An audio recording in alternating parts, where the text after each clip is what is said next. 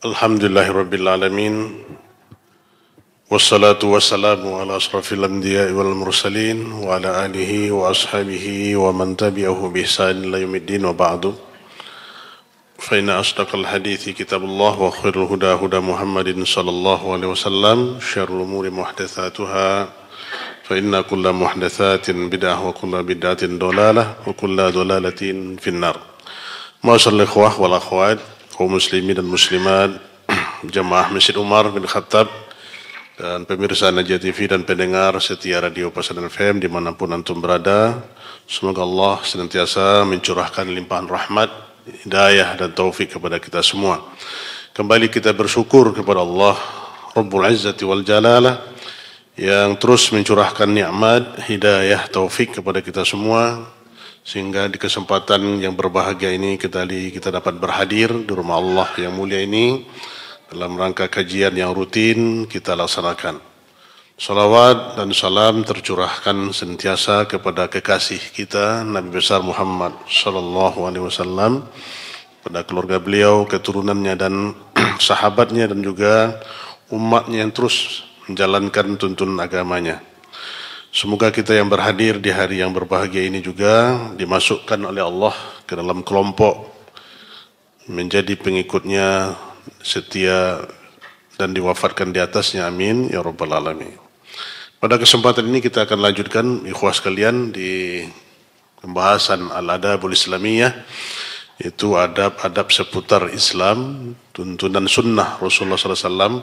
Kita masih di bab adab berpakaian atau memakai pakaian. Malam ini kita lanjutkan di poin yang ke-7, yaitu adab-adab berpakaian atau memakai baju. Adab yang ke-7 yaitu menjauhi, menyerupai laki-laki dengan wanita dalam berpakaian, dan begitu juga wanita yang menyerupai laki-laki dalam mereka berpakaian. Ya, ijtinabu tashabbuh ar-rijal bin nisa fi libasihim wa ijtinab tashabbuhan nisa bir-rijal fi libasihinna. Nah, ini kita akan lihat ikhwas sekalian dalil yang datang dari Rasulullah sallallahu alaihi wasallam tentang pelarangan yang sangat-sangat keras, ya. Ini yang harus kita lihat hari ini. Ya, seolah-olah pakaian laki-laki itu dan perempuan sekarang tidak ada bedanya lagi. Dan ini adat, ya, dihukumi kepada adat istiadat karena al-adah muhakkamah. Masalah pakaian ini syariat tidaklah harus mengharuskan kita berpakaian tertentu, tapi haruslah dengan batasan-batasan yang telah dijelaskan oleh syariat. Maka para ulama itu menjelaskan bahwasanya pakaian itu adalah menyesuaikan pakaian tempatan, ya. Artinya mana pakaian-pakaian di daerah itu yang lazim dan menjadi kebiasaan di daerah itu, itulah yang dihukumi oleh syariat, ya, untuk kita pakai. Tapi harus ada rambu-rambunya, harus ada larangan-larangannya. Bagaimana aturan-aturan syariat dalam berpakaian ini, ya, benar-benar menyesuaikan dengan pakaian dipakai oleh penduduk setempat, ya, tapi tidak melebihi atau melakukan pelanggaran terhadap syariat. Salah satunya adalah tasyabbuh, ya, menyerupai pakaian yang dipakai oleh lawan jenis, ya. Maka kita ibu-ibu dan para akhwat sekalian sangat perhatian dengan pendidikan anak mulai dari dini, ya. Karena karakter itu nanti akan menentukan anak kita, tentukan dari kecil.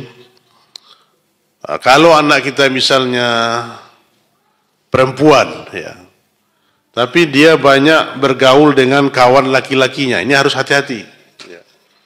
Apalagi nanti kita tidak peduli, ada pula itu orang tua karena banyak temannya laki-laki dipakaikan pula celana atau pakaian laki-laki, sehingga tumbuh menjadi besar, akhirnya menjadi tomboy. Ya, ini yang dilarang oleh syariat. Ya. Nah, kelaki-lakian dia. Atau begitu sebaliknya, anak kita laki-laki, ya, tapi banyak bergaul dengan anak perempuan. Nah, ya, temannya kah atau saudari-saudarinya perempuan banyak dia, sehingga berjalan lemah gemulai. Ya, akhirnya ini kalau kita tidak mendidik hati-hati dari kecil, akhirnya tumbuh menjadi mirip dengan berjalan lenggok-lenggok, kemudian suka pula bersolek seperti perempuan, memakai pakaian perempuan. Nah, ini ya bentuk pelarangan dari agama kita yang mulia ini, agar kita perhatian dengan anak-anak kita dan kita sendiri, agar kita tidak meniru pakaian ya lawan jenis kita. Ya, seperti aneh Pak Ikhwasilan, ada itu al-kimamah, ya, apa namanya itu ya, sorban, ya. Sorban kalau di Arab Saudi itu kan ada yang khusus laki-laki. Ya. Karena jamaah umroh kita ini pulang dari Saudi, ibu-ibu ini memakai pula ke Indonesia. Ya. Nah, itu adalah pakaian khusus laki-laki, bukan untuk perempuan. Ini kalau ibu-ibu pulang umroh, pakai apa? Dipakai pula niqab, sorban. Ya. Sehingga itu khusus laki-laki. Tidak semua sorban itu dipakai oleh semua ada yang khusus laki-laki dan ada yang dipakai oleh perempuan. Nah, ini yang ajib sekali ya kawan sekalian, tentang pola pakaian yang banyak dipakai oleh anak remaja kita hari ini. Coba lihat ya, sehingga pakaian laki-laki dipakai oleh pakaian anak perempuan kita. Celana levis, ya nak. Sekarang membedakan levis laki-laki dengan perempuan semua. Sehingga pakaian yang celana jin itu, ya celana jin dipakai. Ada celana jin, Pak. Hingga laki-laki dan perempuan memakai celana ini. Ini bentuk pelanggaran dari syariat dalam berpakaian. Kita lihat hadis datang dari Rasulullah SAW.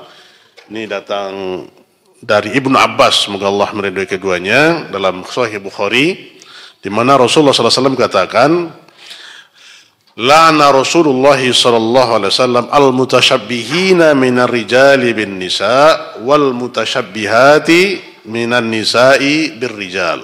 Nah, ini hadisnya. Allah melaknat.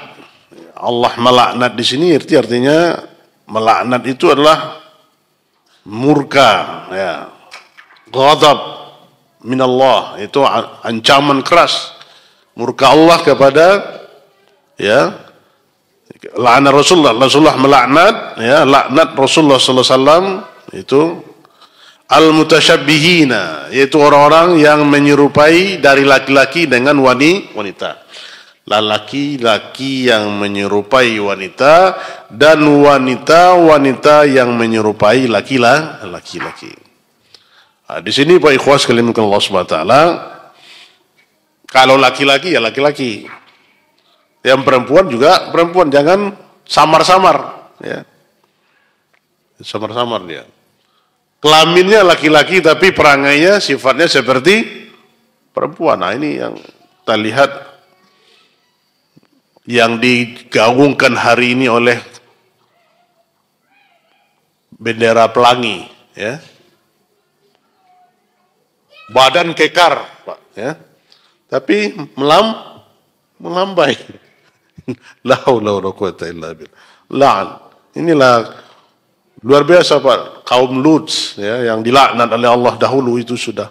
Tapi perangai Lut ini masih berkembang hari ini dan terus akan ada sampai hari kiamat nih.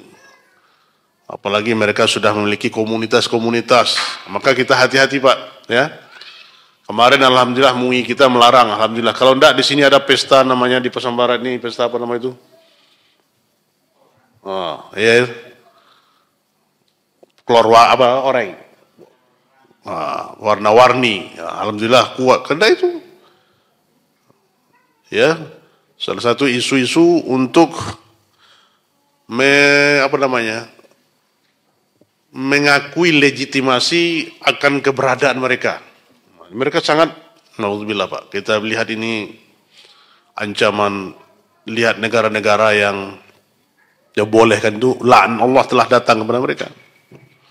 Seperti melegalkan perkawinan saja sejenis, naudzubillah min dzalik. Di Thailand, masa laki-laki nikah dengan laki-laki Pak? Hewan aja nggak mau dia, hewan itu. Nggak ada akal ya, tapi nggak mau dia mencari laki-laki. Pasti mencari jantannya, pasti dia mencari betina. Ini manusia. Kalau sudah akalnya terbalik itu. Ya, gitu. Ya, jadi kita lihat di dalam media sosial ya, ditanya dia siapa namanya, melenggok ya, sudah dikertak keluar nama ya, nama sebenarnya. La haula wala quwata. Ini banyak ikhwah sekalian, bukan saja orang non muslim tapi orang Islam. Notabene mereka adalah orang Islam, dan komunitas-komunitas seperti ini ya, kita faliyadzubillah min dzalik, kita berlindung kepada Allah karena ada di daerah kita ini yang luar biasa penyebarannya, dan inilah penyakit yang sangat berbahaya dan menular ya. Nah, maka kita hati-hati pergaulan anak-anak kita, remaja-remaja kita ini. Sekarang istilahnya Pak, bukan saja kita khawatir mengontrol anak perempuan, tapi lebih khawatir kita mengontrol anak laki-laki. Nah, pergaulan itu. Nah, jangan, maka itu larangan Rasulullah, laknat Rasulullah sallallahu alaihi wasallam, jangan kita menyerupai. Gitu juga ya. Jangankan di tempat-tempat sekolah-sekolah umum ya. Penyakit ini juga berada di sekolah-sekolah pesantren, bahkan di pesantren-pesantren sunnah sekalipun ya. Ini maka kita harus hati-hati, maka kita pimpinan pondok ya. Naudzubillah, ustadznya juga lah, hafiz 30 juz lagi. Ya. Nah, ini kan penyakit yang luar biasa. Kita berlindung seperti kemarin itu terjadi di kita ini di Bukit Tinggi, korban 40 santri ya. Nah, maka pimpinan pondok harus selektif, kita mudir. Maka Anda sampaikan kepada ustadz-ustadz kita ini yang muda-muda harus kontrol anak-anak kita. Bahkan kontrol tidurnya juga harus diperhatikan ya. Lebih berbahaya lagi kalau kita anak pondok ini ya, itu jangan tidurnya hamparan, tapi tidurnya adalah di atas dipan tempat tidur. Nah, ini celah-celah ini kita harus jaga, kontrol ya. Karena perbuatan ini perbuatan yang sangat berbahaya, sangat menular ya, berada di sekitar kita. Nah, inilah tegas-tegas Rasulullah SAW dari awal, tidak boleh kita menyerupai lawan jenis ya. Karena anak kita harus dijaga. Kalau dia perempuan ya jadikan dia perempuan, kalau laki-laki jadikan dia laki-laki sejati. Ini bisa dididik Pak. Kalau ada ini pengalaman, kalau ada yang bentuk sudah melambai itu digertak terus dia, jangan dibiarkan. Ya, karena dibiarkan ini apalagi ditertawakan. Nah, ini tambah menjadi-jadi dia. Kebanyakan begitu pergaulan. Seolah-olah ada pembenaran kepada kita kelakuannya ini. Akhirnya tumbuh akhirnya itu menjadi menjadi bencong ya, menjadi banci. Ini berbahaya sekali sekalian ya. Ini semoga dijaga kita oleh Allah dari laknat Rasulullah sallallahu alaihi wasallam tentang menyerupai ini. Nah, kemudian kita lihat dari riwayat Ahmad dan disahihkan oleh Syekh Albani juga dari Atha an rajulin min Huzail ya, qala ra'aitu Abdullah bin Amr bin As radhiyallahu taala anhu wa manziluhu fi Hilil ya, rumahnya itu di daerah halal tapi masjidnya di daerah haram. Itu di perbatasan antara Mekah itu ada halal, daerah halal dan daerah haram. Ya. Dan rumahnya itu berada di yang perbatasan yang halal dan di luar dari tanah haram. Sementara masjidnya itu ya di dalam tanah haram. Kemudian dia berkata, ya, Atha ini berkata, tatkala kami fabayna anna indahu, tatkala kami bersama, ya, aku melihat Ummu Sa'id ibnatu Abi Jahal, melihat Ummu Sa'id anak perempuan dari Abu Jahal, ini sudah Islam dia, mutaqallidah kausan, artinya dia itu mengikat busur panah di lehernya, ya, mengikat busur panah menggantungkan busur panah di fi unukiha. Wahia tamshi masyiatur rajul, dan dia seolah-olah berjalan seperti berjalannya laki-laki, ya, menenteng anak panah, ya. Siapa tadi? Yaitu Ummu Sa'id ini. Faqala Abdullah, maka Abdullah mengatakan, man hadhihi? Ya, Abdullah bin Amr mengatakan, man, siapa ini? Siapa ini? Siapa orang ini? Maka Al-Hudzaili mengatakan, faqultu hadhihi, dia adalah Ummu Sa'id binti Abu Jahal. Dia itulah Ummu Sa'id bintu Abu Jahal. Faqala, maka dia berkata, Abdullah ini, ya, Abdullah bin Umar bin As mengatakan, aku mendengar, sami'tu Rasulullah sallallahu alaihi wasallam yaqul, laisa minna man tashabbaha birrijali minan nisa wala man tashabbaha bin nisa'i minar rijal. Kata Rasulullah sallallahu alaihi wasallam, ya, kata Abdullah bin Amr bin As, dia berkata, aku pernah mendengar Rasulullah sallallahu alaihi wasallam mengatakan, tidaklah termasuk dari golongan kita, jadi bukanlah termasuk golongan umat Nabi Muhammad sallallahu alaihi wasallam, man tashabbaha birijal, siapa-siapa yang menyerupai laki-laki dari wanita, wala man tashabbaha bin nisa'i minar rijal, dan juga wanita-wanita yang menyerupai laki-laki. Ini tentang siapa tadi? Bentuknya Ummu Sa'id yang dilihat oleh Abdullah bin Amr bin Sa'ad. Dia memakai busur berjalan seperti berjalan laki-laki. Nah, inilah, ya, hadis ini menjelaskan kepada kita tentang gerak-gerik saja, tindak tanduk, cara berbicara, cara berjalan, maka kita harus seperti jenis kelamin kita masing-masing. Ya. Tidak boleh kita, ya, menyerupai, ya, laki-laki menyerupai gaya wanita, memakai topinya, memakai bajunya, memakai jam tangannya, memakai sepatunya. Pakaian laki-laki dipakai oleh laki-laki dan perempuan memakai pakaian perempuan. Nah, kalau tidak, inilah yang dikatakan, kalau dia sebaliknya itu bukanlah termasuk umat Nabi Muhammad. Ini risikonya, ikhwas sekalian. Risiko yang sangat keras sekali menyerupai. Nah, maka ini bukan permasalahan yang sepele, bukan permasalahan yang ringan untuk kita toleransi. Maka kita harus tegas.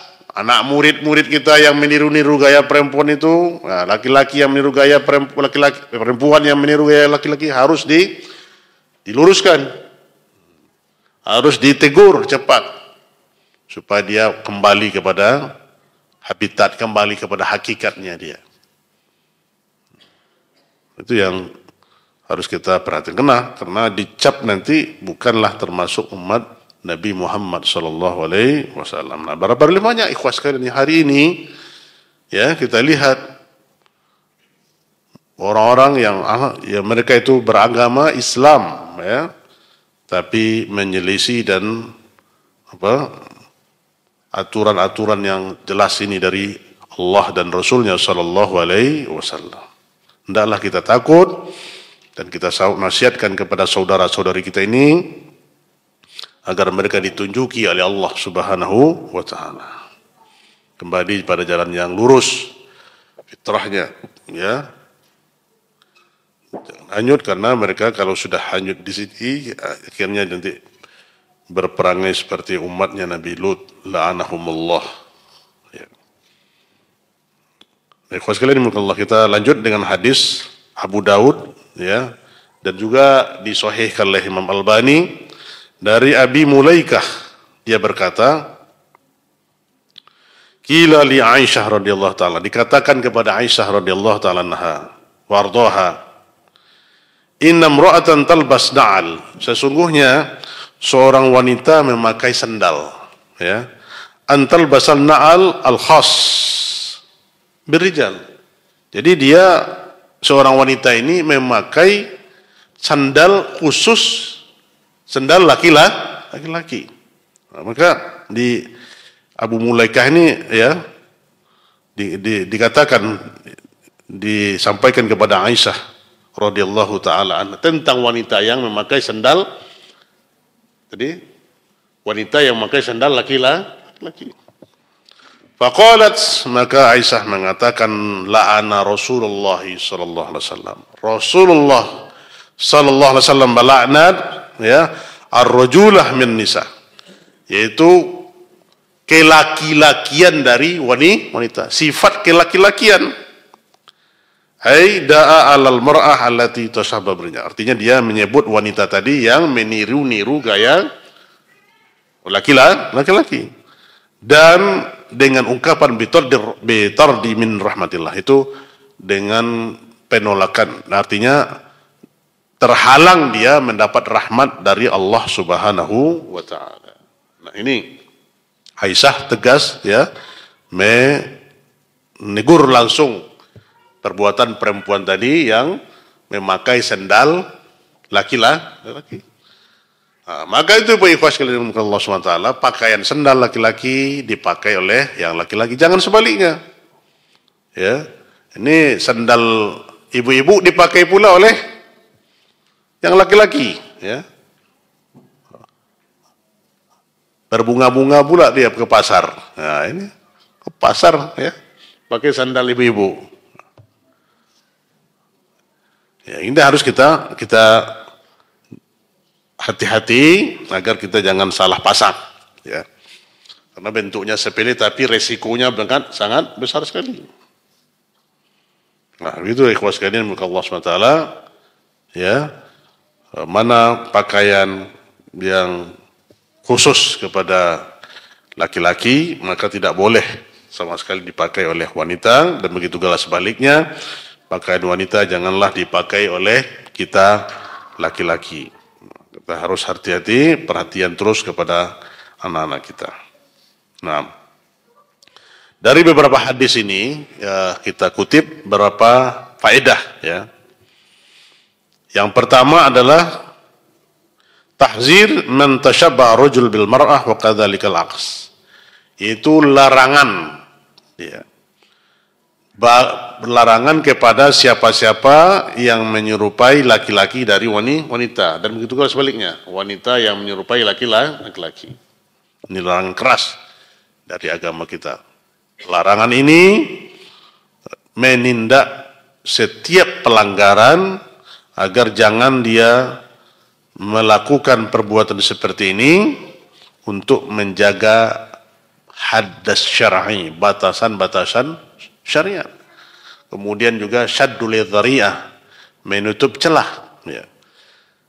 Ya, kalau sudah melanggar kemudian dibiarkan terus, akhirnya memuncak terus, akhirnya jadilah dia berperangai, ya, seperti yang menimpa sebahagian saudara kita yang terjerumus dalam perangai kaum Lut, ya, kaum Sodomi ini. Maka Islam melarang. Untuk tegas kita perhatian dengan itu. Yang kedua adalah wa fihi annahu la yajuz lil mar'ah an talbasal malabis ar-rajul wal aqs kadzalika la yajuz. Ya, yang kedua adalah tidak boleh bagi seorang wanita untuk memakai pakaian laki-laki, dan begitu juga pakaian laki-laki tidak boleh dipakai oleh wanita, sebaliknya. Ya. Maka ini kita jaga agar pakaian kita itu betul-betul tidak ya pakaian yang dipakai oleh kaum wanita atau wanita memakai pakaian laki-laki.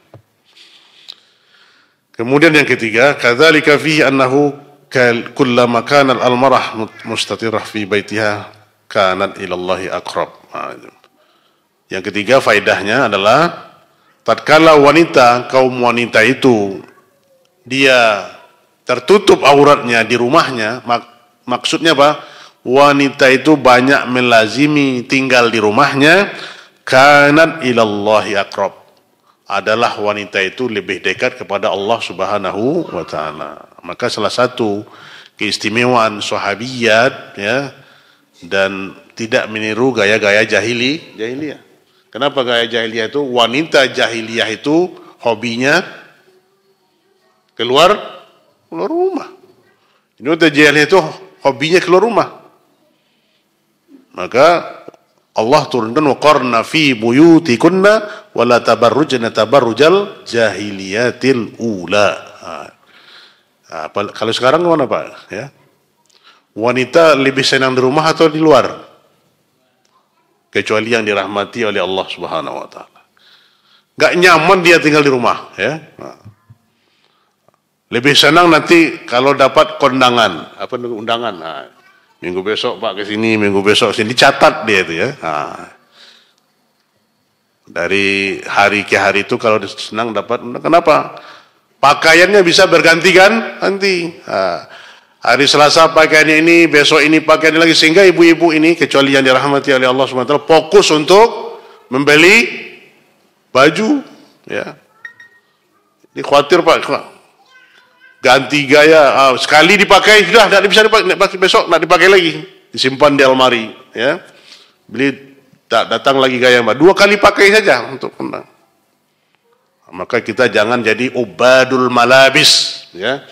Jangan kita menjadi budaknya pakaian.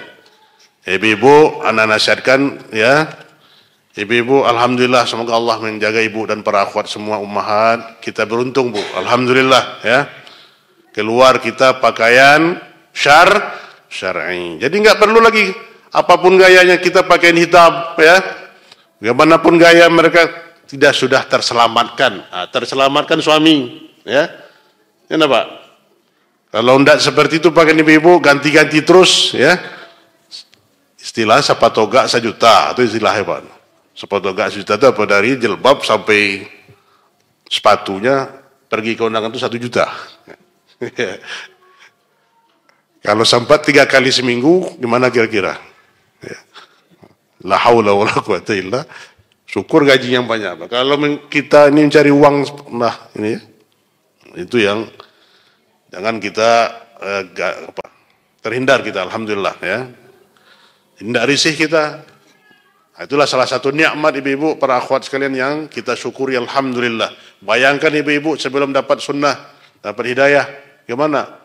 Ya, kalau tidak ada pakaian, ini minta sama suami, ya. Kalau tidak dibelikan, tidak bicara dia seminggu, ya kan? Nah, kemana lagi? Kita pulang juga, tapi nggak disapanya, ya kan? Nah, susah jadinya. Ya, alhamdulillah kita bersyukur, alhamdulillah. Maka banyak-banyak kita mensyukuri nikmat Allah atas hidayah sunnah ini. Nah, azan. Baik, kita tunda dulu, kita azan, lalu kita lanjutkan. Wallahu ta'ala a'lam. Baik, ikhwah sekalian, kita lanjutkan di poin yang ke-8, al-adabul tsamin, yaitu haramnya memakai sutra dan emas bagi laki-laki. Haramnya memakai pakaian sutra dan emas bagi laki-laki. Hurmatul lubus al-harir wa dhahab ala rijal. Nah, ikhwah sekalian Allah Subhanahu wa taala, ini sudah lama ya. Dari dahulu Rasulullah SAW telah mewasiatkan kepada kita tentang larangan ini. Tidak bolehnya laki-laki memakai sutra dan memakai emas. dan hukumnya ini sudah baku, ya, dan sudah diketahui oleh orang yang alim dan yang awam sekalipun, ya. Jadi kalau masih ada hari ini kita lihat la haula wala quwata illa billah, Pak, ya. Sudah punya jabatan, ya, orang terpandang, ya, tidak malu memakai apa? Kalung emas. Laki-laki tidak malu memakai cincin emas. Apalagi memakai jam tangan emas. Kalung, ya. Ini Anda saksikan sendiri, Pak, ya. Bukan orang biasa, bukan orang awam. Orang yang gelarnya sudah terpandang, ya. Jabatan juga. Tapi memakai kalung. Ada 20 emas laki-laki. Ini bagaimana cara apanya? Sampai di manakah tentang ilmu agama yang dia ketahui? Secara umum kita umat Islam mengetahui bahwasanya emas itu adalah pakaiannya perempuan. Apakah dia bergaya, ya, kemudian meniru-niru, kemudian juga mungkin banyak uang, ya, melanggar syariat. Nggak tahu dia bagaimana resikonya pelanggaran ini, ya. Nah, jadi dulu sudah disampaikan oleh Rasulullah SAW 14 abad yang lalu, dan ini disampaikan oleh para ulama, ya, dari generasi ke generasi tentang hadis yang diriwayatkan oleh Abu Musa Al-Asy'ari radhiyallahu taala anhu, ya. Ini hadis yang datang dari Rasulullah sallallahu alaihi wasallam, masyhur hadisnya. Hurima libasul harir wadh-dhahab ala dzukuri ummati wa uhilla li inathihim. Nah, ini kata Rasulullah sallallahu alaihi wasallam. Hadisnya hasan, ya, hasan sahih dari Abu Musa Al-Asy'ari, semoga Allah meridhoinya.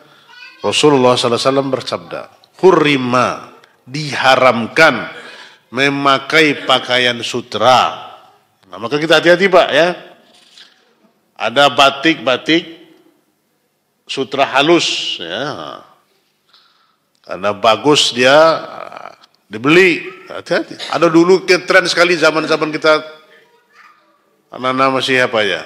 Ada tersebar itu pakaian sutra, masih ingat, Pak, ya. Sehingga laki-laki, ya, banyak memakai pakaian sutra ini. Nah, ini sangat keras pelarangannya karena diharamkan memakai pakaian sutra dan emas kepada laki-laki. Ya, kepada laki-laki. Karena yang memakai sutra dan emas itu dibolehkan di dunia ini adalah wanita. Kapan kita boleh memakainya? Insyaallah taala nanti di surga. Jadi siapa yang memakai emas, siapa yang memakai sutra, Allah tidak akan pakaikan nanti padanya sutra dan emas. Ini laki-laki. Nah, maka ini seperti Allah kita mengharamkan khamar. Nanti khamar akan disediakan kepada penduduk surga. Ladzatul lisyaribin. Siapa yang minum khamar di dunia, Allah tidak akan minumkan nanti baginya khamar di surga. Nah, maka itu ini terang-terangan, jelas dan tegas Rasulullah katakan diharamkan. Maka hendaklah kita kaum muslimin, saudaraku yang aku cintakan Allah, kepada semua yang mendengar, ya, agar perhatian, hati-hati. Kalau lihat ada cincin kita, jam tangan kita, ya, apalagi laki-laki yang pakai anting-anting, ya, laki-laki pakai anting emas lagi. Nah, ini kan sudah apa, Pak, ya? Sudah apa namanya? Murakab itu, ya. Sudah murakab. Sudah meniru perempuan, kemudian memakai emas lagi, ya. Nih, jam tangan, kemudian ikat pinggang, cincin, ya, yang ada kandungan emasnya, maka haram kepada kita kaum laki-laki untuk memakainya. Begitu juga sutra. Sutra itu dari mana? Sutra itu kain khusus yang dipintal dari benang yang khusus. Dari mana benangnya? Dihasilkan dari ulat sutra. Dihasilkan dan benangnya itu dipintal dan dihasilkan dari ulat sutra. Kayak yang banyak produksi itu kan Cina, Pak ya. Nah, ini terkenal dengan juga sutra. Nah, ini untuk kita hati-hati, jangan ya ada pakaian kita laki-laki yang termasuk dari sutra atau yang mengandung emas. Dan maksud dikata hurima itu adalah haram Allah mengharamkan. Apa maksud haram di sini? Haram di sini adalah huwa manaha anu syari', yaitu yang dilarang oleh syariat. Ala sabilil hatimul izam, itu untuk kita tinggalkan, haram, tidak boleh. Kalau haram-haram sedikit boleh. Kan bahaya, Pak. Kalau haram itu tidak ada sedikit banyaknya. Qaliluhu wa kathiruhu haram. Nah, khamar. Ada pula istilah dulu, Pak, kalau masih 5% Ustaz masih boleh diminum. Ya. La haula wa la quwata illa billah. Maka minuman, Pak, kita hati-hati, apalagi di bandara ya. Nah, apalagi di pesawat ya. Hendaklah kita hati-hati, jangan disuguhkan kepada kita yang haram ya. Maka sedikit banyaknya yang haram itu adalah tetap haram. Tidak boleh kita meminumnya, begitu juga. Ya, jadi sesuatu yang dilarang oleh syariat, ya penegasan larangannya kuat. Maka kita tinggalkan. Wa yuthabu tarikuhu imtithalan wastahaqqu fa'iluhu al-iqab. Nah, ini tuh dia. Diberi pahala kita oleh Allah meninggalkannya. Jadi kalau kita tinggalkan perbuatan haram itu, Allah beri pahala kepada kita dan mendapat iqab bagi pelakunya. Ada balasan pelakunya. Melakukan haram pasti ada iqabnya. Ya. Khamar, walaupun minum khamar ada iqabnya. Ya, haram. Berapa? Dicambuk dia. Ya. Jadi sesuatu yang kita tinggalkan, kita dapat pahala, dan dikerjakan, dia akan mendapatkan iqab balasan. Itu yang dikatakan haram. Maka itu kita jaga agar kita mengetahui apa-apa yang diharamkan. Yang haram itu sedikit, Pak. Di dunia ini lebih banyak yang halal daripada yang haram. Banyak yang halal, yang haram itu sedikit. Tapi ada istilah yang sering kita katakan, jangan sekarang Ustaz, untuk mencari yang, jangankan mencari yang apa? Apa istilah itu? Jangan mencarikan yang hal apa? Mencari yang haram aja susah. Jangankan mencari yang halal, mencari yang haram aja susah. Maka ini perbuatan yang haram itu sedikit. Dari makanan, ya ditentukan mana yang haram itu. Ada yang menjijikkan, ada yang berbisa, ada yang bertanduk, kan ditentukan oleh Allah. Ya. Ada ciri-ciri itu jangan dimakan. Ini kan enggak, Pak ya. Semua yang memongkong ke langit halal. Ular juga dimakan. Ya. Semuanya. Begitulah syukurnya kita, alhamdulillah. Dari segi makanan saja, Pak, kita sudah bersyukur pada Allah, kita masuk Islam. Alhamdulillah. Tidak kita makan semuanya. Kawan-kawan kita sebelah itu apa? Lalu kura-kura dimakan, lalu babi dimakan, ya kan? Lalu ular-ular dimakan, semuanya. Apalagi kita pergi ke daerah sebelah. Nah, ini faktor makanan. Maka orang Islam itu bersih. Orang Islam itu menentukan makanan. Nah, ini diteliti oleh para ahli semua. Para ahli zaman sekarang ini. Bagaimana pola makan umat Islam itu, Masya Allah. Setelah mereka meneliti, akhirnya mereka mengucapkan syahadat. Cukuplah makanan saja untuk membuktikan kebenaran Islam. Nah, janganlah yang lain-lain.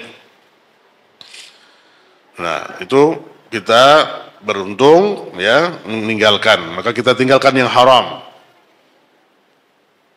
Al halalu bayyin wal haramu bayyin wa bainahuma amrun mutasyabih. Ini yang kita haram itu jelas, yang halal apa? Yang halal juga jelas, tapi yang samar-samarnya ini harus kita hati-hati. Yang samar-samar ini banyak kita maka kaidah yang paling tinggi dalam hal ini, kalau kita dapat yang samar-samar ini, ya, ini belum jelas, ustadz kita jauh, enak. Orang bertanya kita tidak ada, ulama kita tidak punya, kita hadir di suatu itu, ragu kita. Apa kaidah para ulama? Fastafti qalbak. Nah, itu kaidahnya. Tanya hatimu. Atau para syubhat tadi. Kalau syubhat itu fastafti qalbak. Tanya hatimu. Halal enggak? Haram nih? Pasti hati itu akan full fitrah. Nah, itu ya untuk kita menyelisih mana yang untuk perkara-perkara yang syubhat. Ikhwan sekalian yang mungkin Allah, kita lanjutkan libasul harir. Hadis Nabi tadi ada kosakatanya libasul harir. Apa itu? Ai al malabis al masnu'ah minal harir. Jadi pakaian yang ditenun dari sutra. Nah, ini lazim. Sutra yang dia itu prosesnya panjang, Pak ya. Bagaimana dari proses kita lihat orang beternak ulat sutra itu air apanya itu keluar? Air ludahnya enggak? Mana keluarnya apa itu? Oh, antum tahu enggak? Ada yang tahu, Pak? Dari kepompongnya atau dari air liurnya? Enggak tahu lah kita itu teliti itu ya. Jadi yang jelas dia dari ulat sutra. Akhirnya dia dari dipintal ya, dipintal kemudian menjadi tenun, menjadi benang sutra. Nah, ini dia yang lazim dipakai oleh orang-orang perempuan-perempuan kaya. Kalau yang non muslim, mereka itu orang-orang kayanya ya, orang-orang terpandang, memiliki jabatan, mereka memakai pakaian sutra, menampakkan kemegahannya kepada manusia. Ya. Sedangkan emas wa zahab itu lubusul zahab sawaun kana khawatim aw ghairi dzalik. Emas yang dimaksud di sini pakaian itu adalah seperti memakai emas, apakah cincin ya atau gelang atau kalung ya atau anting atau yang lainnya. Masuk juga di situ yang lain, jam tangan ya dan semisalnya. Ini kalau ada unsur emasnya kita tidak boleh memakai. Karena itulah yang dimaksud yang dilarang kita oleh Rasulullah sallallahu alaihi wasallam, diharamkan untuk kita pakai. Ala dzukuri ummati, kepada laki-laki dari umatku. Jadi taksis hukum ini hanya berlaku kepada kita laki-laki. Adapun kaum wanita, mereka ya dibolehkan memakai sutra dan emas. Maka wanita itu dikatakan zina. Apa itu? Perhiasan. Maka Rasulullah katakan ad-dunya mataun wa khairu mata'iha al-mar'ah as-salihah. Dunia ini perhiasan, dan perhiasan yang paling baik itu adalah wanita salihah. Jadi ibu-ibu, perhiasan yang paling mahal, lebih mahal daripada intan mutiara, emas, kalau ibu-ibu menjadi wanita yang salihah. Maka kalau ibu-ibu itu, anak kemarin ya dengar Ustadz kita bicara, Ustadz Erwandi ya, mesti ada yang Bapak lihat itu ya. Ibu-ibu ini kalau bisa dibeli emas banyak-banyak ya, kalungkan ke tangannya sebelah kanan, kalau bisa dari ini sampai ke lengannya ya. Ada lagi sebelah kiri, pasang lagi. Lagi sebelah kanan, kaki sebelah kanan dipasangkan juga emas itu. Ya karena wanita itu suka Perhias kalau kita mampu, kata beliau ya.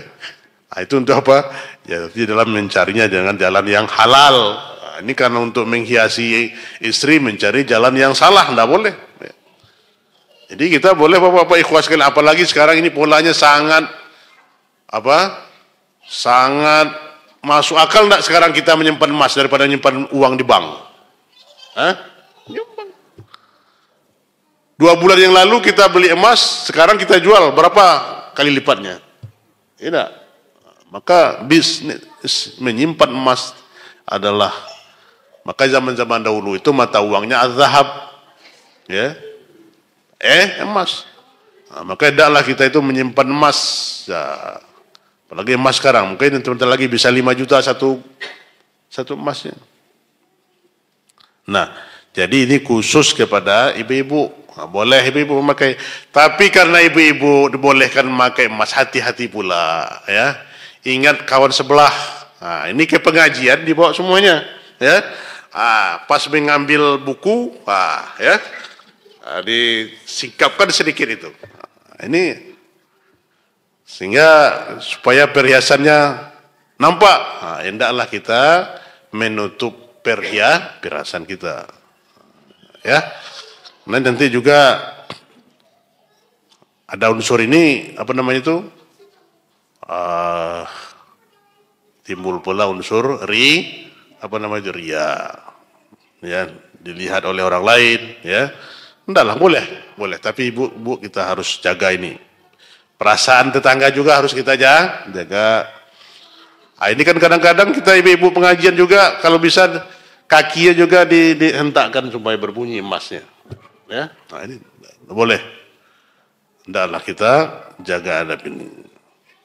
Nah, kita berikhwan, jangan sekali-kali kita memakai pakaian dari emas dan sutra ini.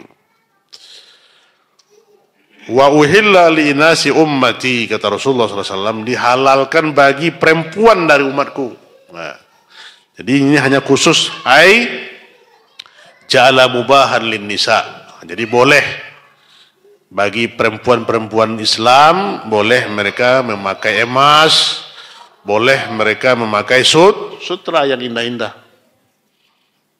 Koleksilah ibu-ibu, ya, perhiasan ini, ya, menabung, ya, apalagi kalau bisa ada dikasih suami kita uang, ditabung, dibeli emas. Nah, ini lebih baik, alhamdulillah, ya. Nabung kita 1 gram, 1 emas, ya. Nah, ini untuk bolehnya kita berhias. Jadi ada istilah di Bapak Ana baca itu berhias sambil menabung. Baik. Faedah dari hadis ini adalah mustafadu min hadzal hadis. Yang pertama, diharamkannya memakai sutra dan emas kepada laki-laki. Itu ya, ini kesimpulannya. Haram hukumnya. Tidak boleh dipakai. Ya, kita laki-laki muslim tidak boleh, haram hukumnya dalam agama kita untuk memakainya. Maka kepada kita nasihatkan kepada diri anak sendiri, kita semua yang pemirsa juga, kalau masih memakai emas, ya, bertaubatlah kepada Allah, takutlah kepada Allah, ittaqillah, ya. Buka anting-anting, buka cincin itu, kalung itu, serahkan kepada istri. Karena yang memakai cincin itu, memakai gelang itu hanyalah para wanita. Parah pula suaminya pakai emas, istrinya tidak boleh pakai emas. Ini lebih parah lagi nih Pak, ya. Nah, ya. Dia pakai perhiasan, istrinya tidak diberikan perhiasan. La haula wala quwata illa billah. Kedua, wa fihi masyru'iyatul lubsul harir wa dhahab lin nisa. Hukum yang kedua yaitu disyariatkan. Nah, ini disyariatkan lagi, tadi diharamkan, sekarang disyariatkan. Kepada siapa disyariatkan? Disyariatkan memakai sutra dan emas kepada wanita. Nah, jadi ibu-ibu kalau memakai sutra, memakai emas itu sudah menjalankan syariat Allah. Boleh kita berhias, ya. Ada pula Ustaz kan, saya tidak akan memakai emas ibu-ibu. Anak rasa itu ibu-ibu, ada tidak menolak emas? Tidak mungkin ya.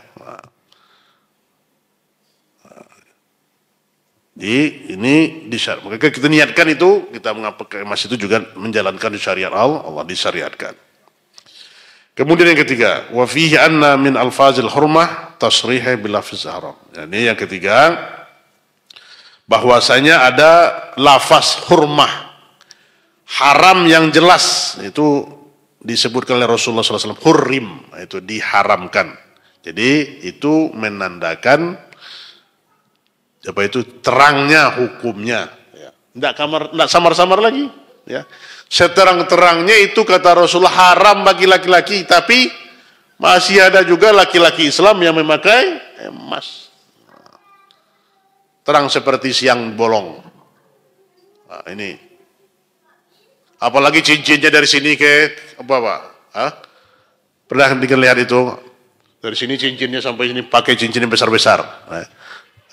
Sehingga dari emas pula cincinnya, ya. Itu bukan Islam, ya. Bangga dia dengan cincin emas dan ya perhiasan yang dia pakai, dan itu akan dibakar nanti oleh Allah Subhanahu wa taala. Waliyadzubillah min dzalik. Nah, kemudian yang al-adabut tasy', adab yang ke-9. Jawaz al-harir fi thawb ma lam yazid ala arba'ati asabi wa in kana lirrijal. Nah, ini ada khusus, ini harus kita ketahui juga.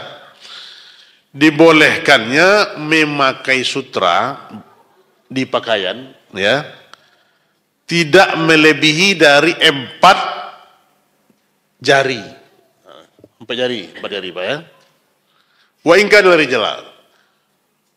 Walaupun itu untuk laki-laki. Jadi harir itu, sutra itu, kalau sekedar 4 jari dia, apa itu 4 jari itu, bagi laki-laki dibolehkan. Nah, ini kita lihat hadisnya. Pengecualian, ya. Hadisnya diriwayatkan oleh Imam Muslim. Tapi kalau emas tidak ada Pak, sedikit saja, ya, haram. Nah, khusus sutra ini kita lihat dari Imam Muslim, an Suwaid bin Ghaflah, an Umar bin Khattab, semoga Allah meridhoinya, bahwasanya dia berkhutbah di bil Jababiyah, ya. Faqala, dia berkata, naha an nabiyyu Nabi Allah sallallahu alaihi wasallam. Rasulullah sallallahu alaihi wasallam melarang, nabi kita melarang an lubusil harir, dari memakai sutra kecuali sedikit, usbu'ain, 2 jari, au thalath, atau 3, au arba', atau 4 jari. Jadi maksimal 4 ini boleh, ya, untuk laki-laki. Ada sedikit unsurnya, ya. Tapi melebihi itu tidak boleh. Nah, ini hadisnya datang dari Imam Muslim dari Umar bin Khattab radhiyallahu taala an. Khusus sutra. Nah, Nabi Allah an lubusil harir mutlaqan lirijal illa maudhi'. Jadi pelarangan Nabi kita yang mulia sallallahu alaihi wasallam untuk memakai sutra ini secara mutlak bagi laki-laki kecuali tempat itu, kecuali seukuran itu. Nah, ini khusus untuk sutra. Artinya seukuran 2 jari atau 3 jari atau 4, ya. Fa in kana fi thawbi misli hadzal qadar, kalau seandainya hanya sampai seukuran itu, sutra itu, ya, tidak boleh lebih dari itu, ya, maka hukumnya fala ba'sa bihi walau lirijal. Jadi tidak mengapa dia pakai walaupun itu dia laki-laki. Kan itu khusus kepada sutra. Nah, ini khususnya. Jadi kita harus paham juga nanti tentang sutra ini dibolehkan oleh Rasulullah Sallallahu Alaihi Wasallam. Jadi pengharamannya ada taksisnya, ada pengecualiannya. Kalau emas tidak ada, ya, karena itu tidak boleh dipakai. Yukhwasikal min Allah Subhanahu Wa Taala. Kita lihat istifadah dari hadis ini. Jawaz ja'alul harir ma lam yazid al arba' asabi'. Ya. Boleh memakai sutra tidak melebihi dari 4 jari. Tidak boleh melebihi dari 4 jari. Kemudian pengharaman memakai wa fihi hurmatul libsul harir lil jiran, dan juga itu dalam hadis tadi adalah pengharaman memakai sutra bagi laki-laki. Kemudian yang ketiga, disyariatkan memakai sutra bagi wanita. Ya, itu dia. Termasuk satu lagi, al-adab yang keempat, al-adabul asyir jawazul lubusul khatim. Bolehnya memakai cincin. Nah, ini kita bagaimana kita pakai cincin? Cincin mana yang boleh kita pakai? Ya. Dan apa bentuknya? Ini kita lihat. Hadis datang dari Bukhari dalam kitab sahihnya dari Umar bin Khattab, dari Ibnu Umar, semoga Allah meridhoinya, dia berkata, "Ittakhadha Rasulullah sallallahu alaihi wasallam khatiman min waraq." Rasulullah sallallahu alaihi wasallam mengambil cincin dari warakin. Apa itu warakin? Yakni fiddah. Apa itu?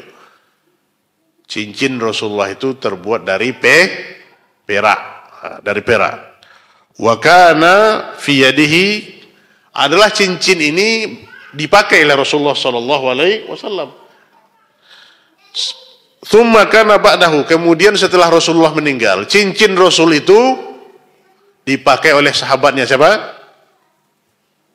Abu Bakar. Nah, jadi cincin tadi dipakai setelah Rasulullah meninggal, dipakai oleh Abu Bakar Siddiq. Tsumma kana ba'dahu fi yadi Umar. Setelah Abu Bakar meninggal, cincin tadi dipakai oleh Umar bin Khattab. Tsumma ba'dahu, setelah itu, tsumma kana ba'dahu fi yadi Utsman. Setelah itu dipakai oleh Utsman bin Khattab. Kemudian waktu Utsman memakai itu, waqa'a fi bi'ri Aris. Terjatuh cincin itu ke sumur Bi'ru Aris. Di mana letaknya?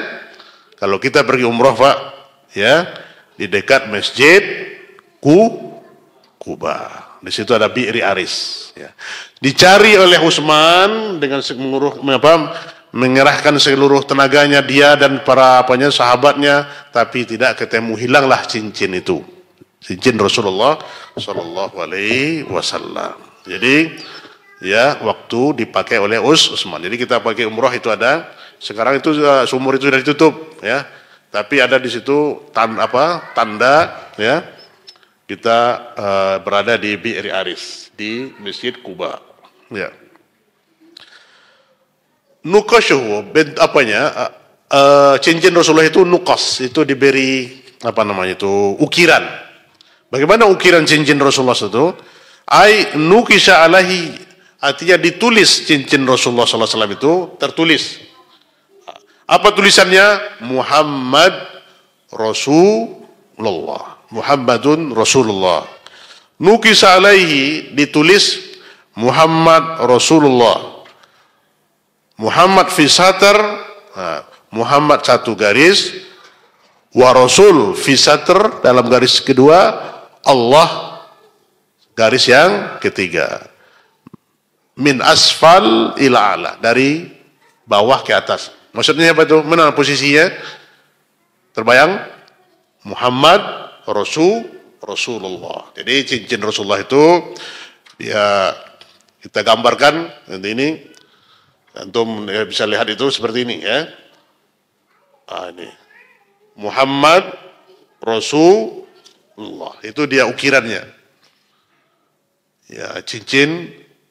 Nah, dengan inilah Rasulullah SAW, karena dia mengirim surat, ya, resmi ke berbagai 5 negara itu, orang-orang tidak akan menerima surat kecuali pakai stempel. Nah, itu zaman Rasulullah sudah berlaku. Jadi surat resmi itu, Pak, kalau sudah ada khatamnya. Nah, cincin Rasulullah itu dijadikan oleh Nabi sebagai khatam, sebagai stempel. Muhammad Rasulullah. Maka dia kirim surat ke Heraklius, ke Bizantium, ya, ke Persia, ya, yang sudah berstempel. Jadi tertib administrasi ini sudah di zaman Rasulullah, bukan di zaman kita ada. Jadi ada kalau surat tidak pakai stempel itu tidak surat. Maka Pak APH hati-hati kita yang ini surat kaleng jangan ditanggapi, ya. Kan yang parah ini kan surat kaleng Pak. Ini surat kaleng tidak ada stempel ditanggapi, enggak. Jadi kita nggak pula pusing kalau surat-surat kaleng, ya. Kenapa? Itu tidak ada pertanggungjawaban. Anak itu Pak, afwan ke kepala sekolah teman-teman anak, kalau dapat surat kaleng ini paling takut Pak, ya. Kenapa? Karena kita enggak. Kalau dapat surat kaleng apa? Ada enggak stempelnya? Kalau tidak ada stempelnya itu tidak resmi. Nah, begitu tertib administrasi, ya. Cincin Rasul itu sebagai dijadikan oleh Rasulullah SAW sebagai stempelnya. Ya, itu dia. Kita lihat lagi hadisnya. Wariyal Bukhari an Abdullah bin Amr radhiyallahu, diriwayatkan dari Abdullah bin Umar radhiyallahu anhuma, anna Rasulullah sallallahu alaihi wasallam, bahwasanya Rasulullah sallallahu alaihi wasallam mengambil cincin dari emas, ya. Wa fiddah, dijadikannya, kemudian ditulis padanya Muhammad Rasulullah sallallahu alaihi wasallam, fattakhadha an-nas, maka diambil oleh manusia. Ya, suatu ketika dibuat oleh Rasulullah dari emas. Maka tatkala Rasulullah SAW sudah melihat itu, manusia sudah memakainya, roma bihi, kemudian dilempar oleh Rasulullah SAW. Maksud yang dilempar oleh Rasulullah itu cincin yang terbuat dari emas, bukan yang terbuat dari perak. Karena manusia sudah niru, ya. Ra'ahum itakhazu rama bihi wa qala la albasahu abadan, aku tidak akan memakainya selama-lamanya. Tsumma takhadha khatiman min fiddah, kemudian Rasulullah SAW memakai cincin dari perak, maka manusia seluruhnya memakai cincin dari perak. Maka kita laki-laki, ya, boleh memakai cincin dari perak, bukan dari emas. Maka Ibnu Umar juga mengatakan, falaisal khatim ba'da Nabi sallallahu alaihi wasallam. Falabisal khatim, maka Nabi maka Rasulullah sallallahu alaihi wasallam memakai cincin, dan Abu Bakar, kemudian Umar, kemudian Utsman, sehingga terjatuh, ya, di zaman Utsman itu di Bi'ri Aris, ya. Ittakhadha khatiman min dhahab, ini dari hadis yang kedua tadi itu bercampur dengan emas, ya. Itu yang dilempar oleh Rasulullah sallallahu alaihi wasallam.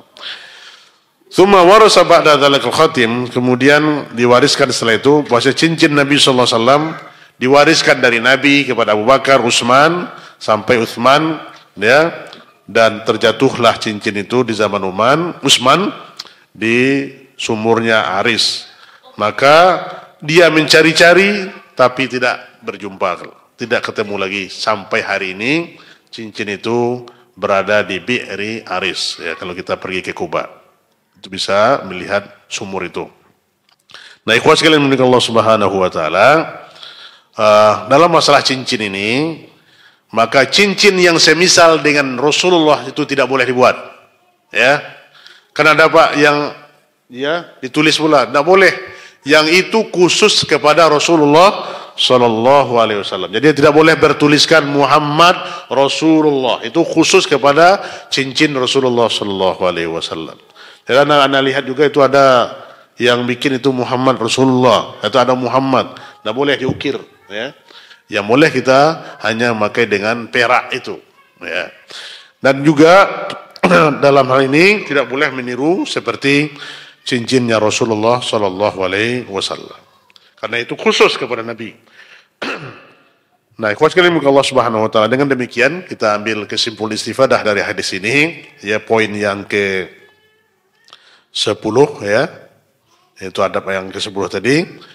Yang pertama, masyru'atul lubsul khatim ay minal fiddah, disyariatkan kepada kita memakai cincin, ya, dari perak. Jadi boleh kita pakai cincin, ya.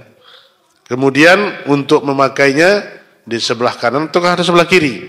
Nah, di sini nanti panjang bahasannya, untuk insyaallah kita akan bahas pada untuk pertemuan berikutnya insyaallah. Itu memakai cincin boleh, ya, di sebelah kanan dan boleh di sebelah kiri. Tapi yang disuruh itu adalah di jari manis. Nah, di pembahasan yang ke-11 nanti itu tidak boleh kita memakai cincin di jari tengah, ya, di jari tengah. Ini nggak boleh kita memakai cincin. Yang dianjurkan itu adalah di jari manis, nah, di sini, di jari manis. Itu yang dia contohkan oleh Rasulullah Sallallahu Alaihi Wasallam. Anda lihat juga laki-laki ada juga pakai cincin di sini, ya.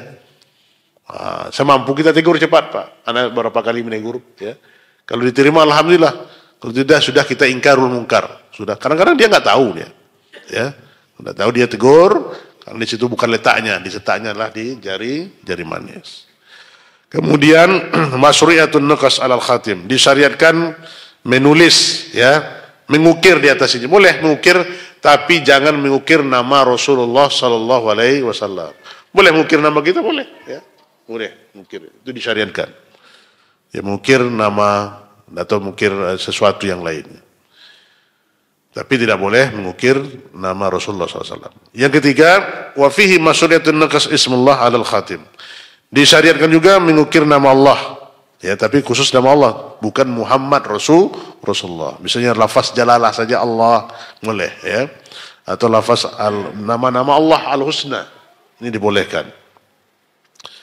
Kemudian yang keempat, wa fihi izamu hubbus sahabah lin Nabi sallallahu alaihi wasallam.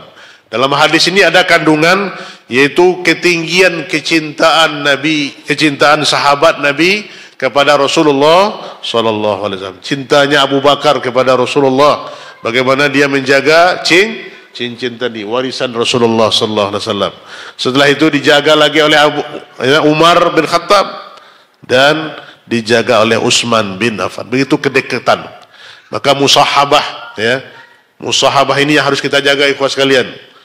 Persahabatan al-musahabah itu lebih dari tali darah, ya. Apalagi musahabah alal manhaj. Persahabatan yang dibangun di atas manhaj. Ya, karena ini yang persaudaraan yang diikat oleh Rasulullah Sallallahu Alaihi Wasallam, mempersaudarakan kaum muhajirin dan ansor. Ya, maka hendaklah kita berdoa kepada Allah agar kita persahabatan kita tidak saja di dunia. Ya, persahabatan kita tidak di dunia ini, tapi minta kepada Allah agar Allah persahabatkan kita nanti di akhirat, di surganya, insya Allah. Maka kita bergauli kawan-kawan, mujalasatu alil khair, ya. Jangan kita berdebat terus, ya. Saling pojok memojokkan. Ini akhir-akhir ini Anda dengar, kita lihat, semoga Allah menunjuki kawan-kawan kita, saudara-saudara, ikhwan-ikhwan kita lebih syadid kepada sesama ikhwah daripada orang lain. Ya. Apalagi, ya, maka nasihat yang sering disampaikan waktu Anda terus hadir dengan Syekh Ibrahim Ar-Ruhaili, hafizullah ta'ala, semoga Allah menjaga beliau.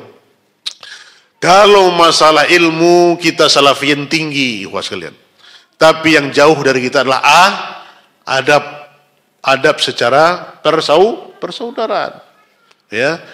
Kalau para sahabat Nabi kita lihat saling mendoakan satu sama lain, saling mengunjungi, yang sakit dikunjungi, ya.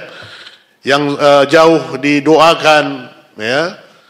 Kalau tidak dapat datang ke masjid, dikunjungi, ditanya oleh Rasulullah, si fulan, aina fulan. Nah, ini yang kecintaan. Maka kita lihat, ini yang harus kita bangun terus, ikhwas sekalian. Yaitu cinta at-tahab. Karena kata Rasulullah SAW itu al-mutahabbani. Dua orang yang saling mencintai. Itu akan bagaimana dijamin oleh Rasulullah SAW agar kita mendapatkan jannahnya, ya. Jadi ini kita contoh para sahabat dalam mereka bermuamalah, bersahabat. Karena sahabat sejati ini yang harus kita perbanyak. Maka kurang-kurangnya Anda sampaikan kepada kita semua, apapun kesalahan kekhilafan kita satu sama lain adalah sahabat juga bertikai, ya. Sahabat juga ada berbeda pendapat, ya, berselisih pendapat, tapi perselisihan mereka tidaklah membuat mereka saling bermusuhan. Maka ini yang kita harus bangun kecintaan satu dengan yang lain. Mahabbah fillah. Karena ini yang kita bangun, karena salah satu utama kita berjamaah itu adalah mendatangkan mahabbah, rasa cinta.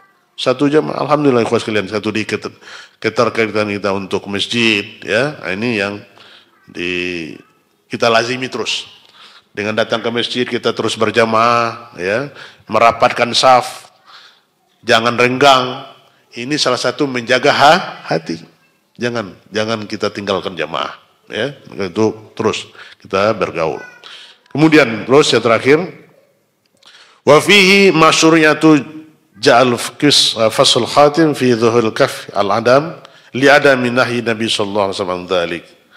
Lakin hadzal khatim aina yulbas, ya. Ini disyariatkan untuk menjadikan cincin itu di jari, ya, dan tidak adanya larangan Rasulullah sallallahu alaihi wasallam untuk kita memakai cincin itu, tapi yang terlarang di mana tempatnya kita pakai, ya, di mana tempatnya kita pakai. Walakin hadzal khatim aina yulbas. Nah, kalau sekalian ini mungkin Allah Subhanahu wa taala, apakah kita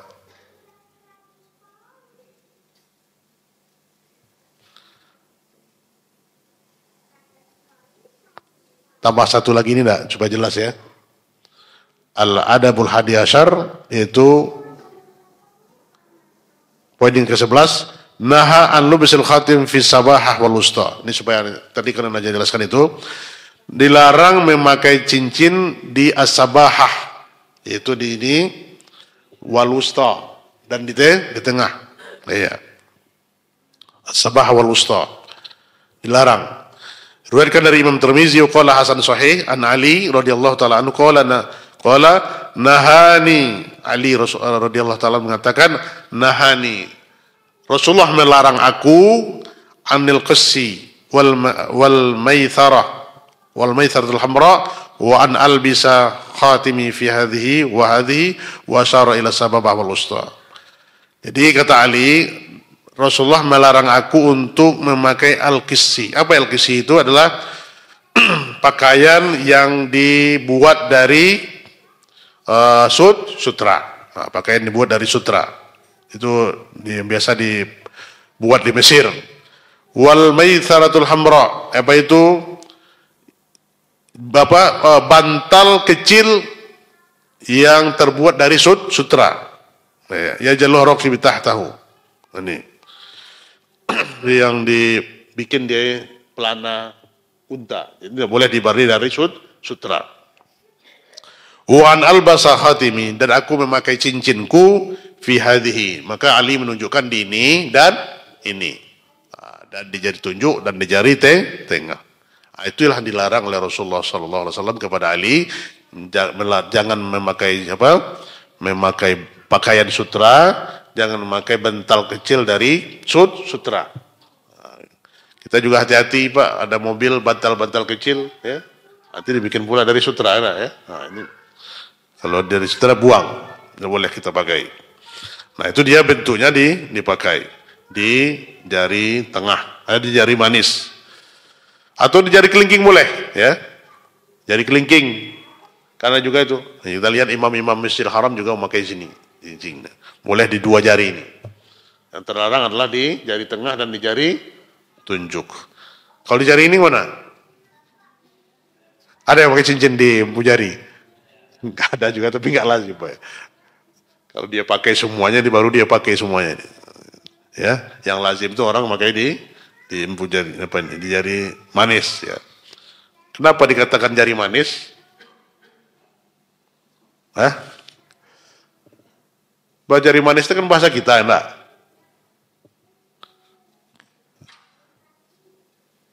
Ya, karena disitulah tempatnya pemanis dia itu, ya kan. Nah, yang dapat kita petik dari hadis ini adalah hurmatul libas al-haril lirijal, haram untuk memakai sutra bagi laki-laki, ini sudah kita jelaskan. Kemudian yang kedua, wa fi hurmatul julus Dadanya ada dalam hadis ini adalah diharamkan untuk duduk di atas bantal yang terbuat dari sutra. Kalau ibu-ibu boleh tidak duduk di atas sutra? Hah? Boleh, memakai saja boleh, apalagi duduk di atas bantal. Yang larang laki-laki. Sampai begitu, Pak. Ya. Yang ketiga, wa fihi masyratu libasul khatim. Disyariatkan kita memakai cincin. Jadi kita niatkan kalau kita memakai cincin itu adalah menjalankan syariat Rasulullah sallallahu alaihi wasallam. Ya, boleh kita pakai, tapi jangan terbuat dari emas dan adalah terbuat dari perak dan yang lainnya. Kalau batu akik boleh Pak? Boleh, tidak ada larangannya. Ya, karena di dunia ini dijadikan, kalau tidak ada larangannya boleh. Al aslu fil muamalati ibah ma laisa alai dalil. Hukumnya boleh, ya boleh. Seperti dulu gio apa ya, booming, kemudian macam bentuk-bentuk, ya. Sekarang kan udah hilang lagi. Kalau dulu kan harga sampai jutaan itu nak. Sekarang mungkin akan muncul lagi, ya. Boleh kita pakai cincin itu, dan ini salah satu yang disyariatkan. Yang terakhir, wa fihi tahdhir man labisal khatim fi sabahah wal wusta. Dan ini larangan tegas agar kita jangan memakai cincin di jari telunjuk dan di jari tengah. Nah, ini larangannya. Nah, ikhwan sekalian yang dirahmati Allah Subhanahu wa taala, itu dia poin-poin tentang adab berpakaian yang telah kita bahas. Insyaallah taala ini mungkin di akhir dari pembahasan kita. Insyaallah taala kita akan lanjutkan pada pertemuan berikutnya, itu adab-adab al-masyi, adab-adab berjalan. Wallahu taala alam. Sebelum kita tutup, mungkin ada yang kita diskusikan, munakasah kalau ada, kalau tidak kita akan tutup. Silakan Ibu. Oh ya, ada pertanyaan ya. Ini pertanyaan dari Ummahat. Assalamualaikum warahmatullahi wabarakatuh. Waalaikumsalam warahmatullahi wabarakatuh. Bismillah. Afwan Ustaz, Ana ingin bertanya di luar tema. Suami Ana punya saudara laki-laki. Apakah anak suami Ana mahram dengan anak saudara laki-laki suami Ana? Paham? Kali ini apa jawabannya, Pak? Hukumnya pada itu? Sepupu laki-laki. Mahram apa enggak? Enggak, ya. Karena Ali bin Abi Thalib menikahi putrinya Rasulullah sallallahu alaihi wasallam, Fatimah. Nah, ya. Ada ungkapan itu kan Abu Thalib dulu kan kafir katanya. Enggak, ya kan terus seperti itu. Jadi sanak bapak itu tetap mahram. Sanak ibu juga mahram, ya. Ya.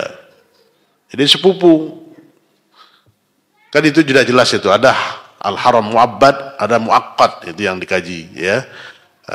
Penghalaman dari nasab. Akan jelas itu. Ini kita ini tentu dia itu adalah anak ini tidak mahram dari ini sepupu, hukumnya tidak, mereka boleh menikah, ya. Tidak mahram dia. Maka hati-hati untuk sekarang ini kita bersalaman juga, kan payah Pak, ya kan? Awas anak bapaknya dulu salam doi, nah ini kan sana ibu udah sana, tapi ini yang jadi ya banyak dilanggar, apalagi kita pelanggaran dalam bersalaman, ya. Enggak lagi. Nah, itu bukan mahram kita. Mahram ini sudah tertentu. Wallahu taala alam. Masih ada? Ada yang langsung?